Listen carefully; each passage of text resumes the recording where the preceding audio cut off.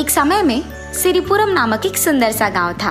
उस गांव के हॉस्पिटल में सिद्धार्थ नामक एक आदमी डॉक्टर का काम करता था। वो बहुत ही ईमानदार था और सारे गांव वालों को दवाइयाँ कम दाम में देता था। एक दिन उस गांव में रहने वाले रघु को बहुत तेज बुखार आने के कारण वो उस गांव में मौजूद हॉस्पिटल को जाता है। डॉक्टर साहब, मुझे बहुत बुखार है। उसके ऐसे कहने पर डॉक्टर उसका जांच करके उसे दवाइयाँ लिख के देता है। इन दवाइयों को बस सुबह और शाम ले लेना, आपका बुखार कम हो जाएगा।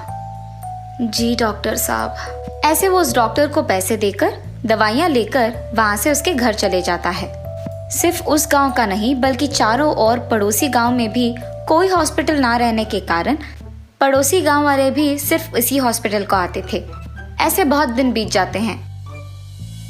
उसी गांव का प्रसाद नामक एक आदमी शहर में उसका पढ़ाई खत्म करके उसके गांव वापस आता है।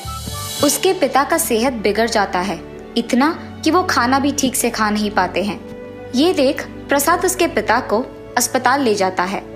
अस्पताल के बाहर एक बहुत बड़ी लाइन को देख वो आश्चर्यचकित हो जाता है।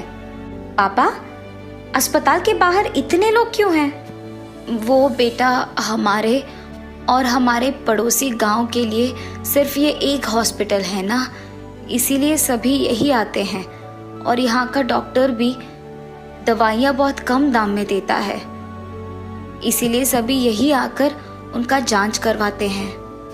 पापा, सच में ये डॉक्टर बहुत अच्छा आदमी है, लेकिन अगर हम यही खड़ी रहे तो सारा दिन ऐसे ही रहना पड़ेगा, इसलिए चलो हम डॉक्टर के पास जाते हैं। और ऐसे वो उसके पिता को डॉक्टर के पास ले जाता है। डॉक्टर साहब, मेरे पिता का सेहत बहुत दिनों से ठीक नहीं है, ये ठीक से खा भी नहीं पा रहे हैं। ये कहने पर डॉक्टर उनका जांच करके उन्हें दवाइयाँ लिख के देते हैं और प्रसाद डॉक्टर को पैसे देकर उसके पिता को वहां से ले जाता है। कुछ दिनों बाद सिद्धार्थ का सेहत बिगड़ जाने के कारण वो दवाइयाँ लेते हुए घर पे ही रह के आराम करता है और अस्पताल नहीं जाता है। सुनिए, क्या आपको पता है कि हमारे गांव के डॉक्टर का सेहत बिगड़ गया, इसीलिए वो अस्पताल को जाए बिना घर पे ही रह के आराम कर रहे हैं। अस्पताल में डॉक्टर को ना होते देख बहुत लोग ऐसे ही बीमार पड़े हैं और वापस अपने अपने घर चले जा रहे हैं, ये मैंने सुना है। हाँ, अगर हमारे गांव में एक और अस्पताल होता तो शायद बहुत अच्छा होता। एक ही अस्पताल होने के कारण इतने लोग बीमार पड़ रहे हैं। हाँ जी, ये तो सच है। ऐसे जब उसके माता पिता बात कर रहे थे तो प्रसाद उनकी बातें सुनता है। अगर मैंने डॉक्टर की पढ़ाई की होती तो ऐसे खाली रहे बिना इसी गांव में अस्पताल लगाकर मैं काम करता था, ऐसे वो अपने आप में सोचते रहता है। हाँ, ये सही विचार है। शहर में मेरा दोस्त तो खाली पड़ा है ना, उसे तो इस गांव में कोई नहीं जानता है, तो अगर मैं उससे बोलूंगा कि वो डॉक्टर की तरह इस गांव में आ जाए तो हम लोग खुद से इस गांव में एक अस्पताल शुरू कर सकते हैं। वैसे भी इस डॉक्टर का हालत तो ठीक नहीं है, तो सारे बीमार लोग मेरे दोस्त के अस्पताल को ही आएंगे। मुझे तुरंत ये बात अपने दोस्त से कहकर उसे गांव बुलाना होगा। ये फैसला करके वो शहर में मौजूद उसके दोस्त के पास जाता है। अरे विक्रम, कैसे हो तुम? मैं ठीक हूँ प्रसाद, तुम कैसे हो? अरे विक्रम, मैं भी ठीक हूँ। सुनो, तुम्हें मेरे साथ मेरे गांव आना होगा डॉक्टर बनके। हम दोनों मिलकर गांव में एक अस्पताल लगाएंगे। ऐसे वो उसके दोस्त को गांव की स्थिति के बारे में बताता है। क्या? तो प्रसाद, तुम कह रहे हो कि बिना कोई डॉक्टर के पढ़ाई के मैं तुम्हारे गांव डॉक्टर बन के आऊं? अगर ऐसे हम एक अस्पताल लगाएंगे तो लोगों को धोखा देने वाले बन जाएंगे, और इतना ही नहीं, एक ना एक दिन तो उन्हें सच का पता चल ही जाएगा, तब क्या होगा?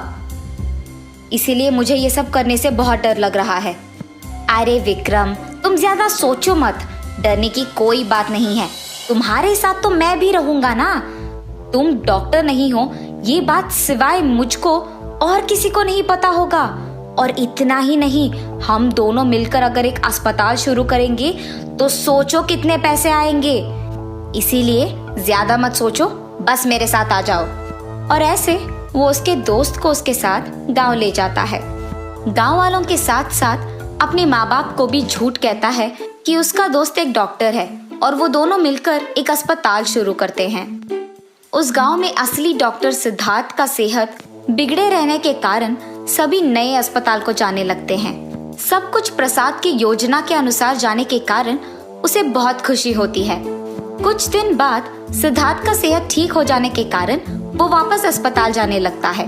बीच रास्ते में एक नए अस्पताल को देख उसे बहुत खुशी होती है। अरे, ये तो एक नया अस्पताल है। ये देख मुझे बहुत खुशी हुई। अब से बीमार लोगों को सिर्फ मेरे अस्पताल के बाहर लंबी लाइन में खड़े होने की कोई जरूरत नहीं है। वो लोग तो यहाँ भी आ सकते हैं। ये सोचकर वो उसके अस्पताल जाता है। एक दिन जब विक्रम और प्रसाद मिलकर अस्पताल जा रहे थे, बीच रास्ते में विक्रम फिसल के नीचे गिर जाता है। इस कारण उसका पैर बहुत दर्द आता है, इतना कि वो वापस उठकर खड़ा नहीं हो पाता है। प्रसाद, यार मुझे बहुत दर्द हो रहा है, मैं उठ भी नहीं पा रहा हूँ। ऐसे उसका पैर पकड़ के जोर जोर से चिल्लाने के कारण सारे गांव वाले उसके पास आते हैं। अरे डॉक्टर साहब, क्या हुआ आपको? इतने जोर से क्यों चिल्ला रहे हैं? अरे रे कुछ नहीं, डॉक्टर साहब फिसल के नीचे गिर गए ना, इसीलिए उनको बहुत दर्द हो रहा है। अस्पताल जाने के बाद जब दवाइयाँ ले लेंगे तो ठीक हो जाएंगे। प्रसाद, तुम अब भी झूठ बोलने की कोशिश कर रहे हो। इस झूठ में तुम्हारा साथ देने के कारण ही मुझे ये हुआ होगा। इससे पहले कि तुम्हें भी मेरे जैसे कुछ हो जाए, हम सबको सच बता देते हैं कि मैं एक असली डॉक्टर नहीं हूँ। ये आप क्या कह रहे हैं डॉक्टर साहब? आप सचमुच एक डॉक्टर नहीं हैं? मुझे माफ कीजिए, मैं एक असली डॉक्टर नहीं हूँ। प्रसाद के कारण मैं डॉक्टर बनके ये गांव आया हूँ। कम से कम आप लोग मुझे माफ करके मुझे एक डॉक्टर के पास ले जाइए। मुझसे ये दर्द सहन नहीं हो पा रहा। ऐसे विक्रम दर्द में सबको सच सच बता देता है। मुझे अगर गांव वालों से बचना होगा तो सबके सामने विक्रम के साथ सच मान जाना होगा। मुझे माफ कीजिए, पैसों की लालच में मैंने ये सब किया है। इस नकली डॉक्टर के पास जाने के कारण ही अब तक मेरा सेहत ठीक नहीं हुआ है। हाँ, मेरा भी सेहत कुछ ठीक नहीं हुआ है। इसलिए हमें धोखा देने के कारण इनको हम माफ ही नहीं करेंगे। उसने डॉक्टर कहा और हमने मान लिया। बेवजह उस पर यकीन करना हमारा गलती था। अब जब उसने उसका गलती मान लिया तो उसे माफ करना ही श्रेष्ठ होगा। चलो इसे सिद्धार्थ के अस्पताल लेके जाते हैं। उस आदमी के ऐसे कहने पर गांव वाले सारे मान जाते हैं और विक्रम को सिद्धार्थ के अस्पताल लेके जाते हैं। सिद्धार्थ को सब कुछ सच बता के उसे उस अस्पताल में छोड़ते हैं। तब से उस गांव में जो भी बीमार होता है वो कोई ऐरे गहरे पे यकीन किए बिना सिद्धार्थ के अस्पताल जाते हुए वहीं से दवाइयाँ लेके खुशी से जीते थे।